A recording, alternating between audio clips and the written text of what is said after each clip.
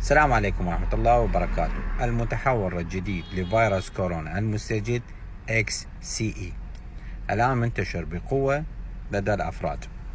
يصاحب هذا المتحور الجديد سعال شديد جدا، نحول يستمر لمدة 4 أيام، انخفاض في درجة الحرارة، رجفة مثل ما يسموها أو تعرق شديدين، آلام في منطقة الكلى وآلام في منطقة الصدر. في المراحل المتقدمة من هذا المرض قد يصيب الرئة، مما يسبب جراوند جلاس اوبسيتي أو GGO مثل ما شفناه بالمتحور دلتا، وهذا يسبب انخفاض في الأكسجين لفترة قصيرة.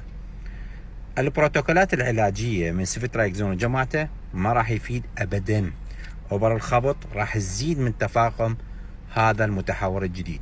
هذا المتحور الجديد قد يسبب التهابات في ملتحمة العين، جفاف في الفم، التهابات في اللثة، وكذلك التهابات في الشفة.